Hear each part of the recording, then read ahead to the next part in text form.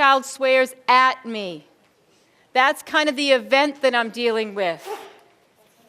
Child tells me where to go, what route to take my mother with me, and where I can pack my lunch. Okay? That is a blatant kind of disrespect towards me. What is my automatic thought about that child?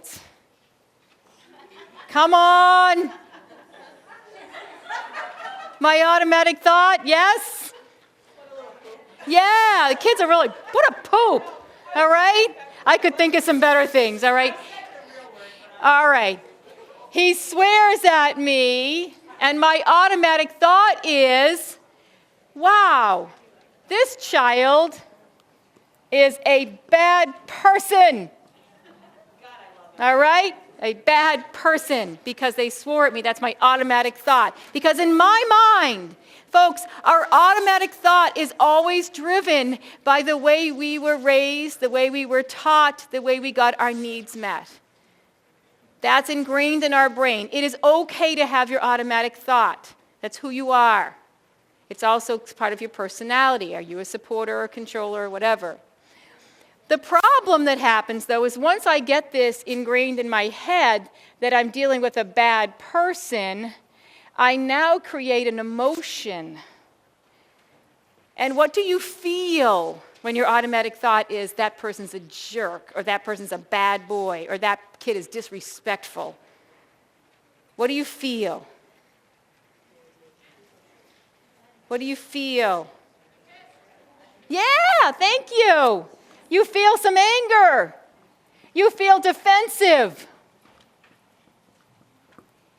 And I'm going to tell you that your automatic thought marries your emotion pretty quickly.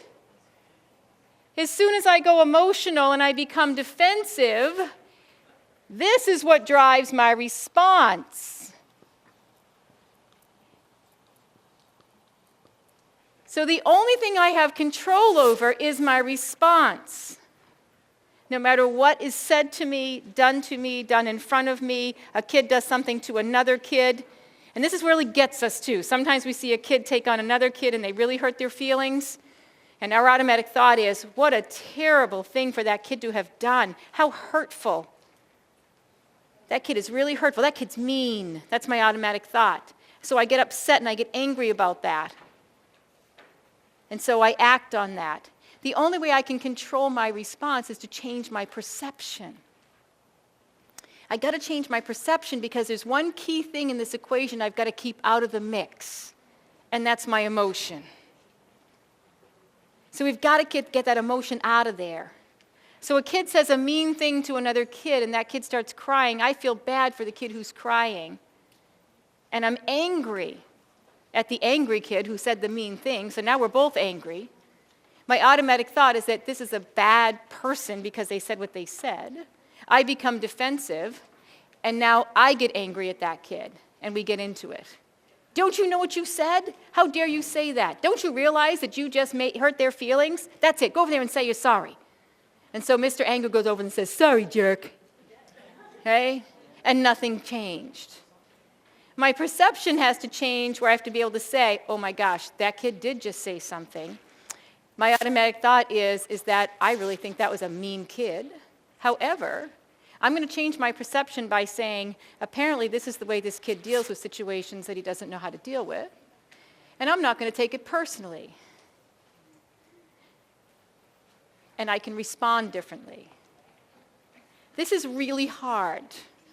This is really hard.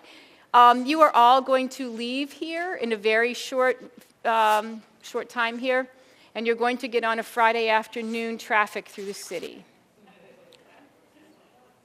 That's your event, except for the folks who maybe are going the other direction or live down the road. But that's going to be your event.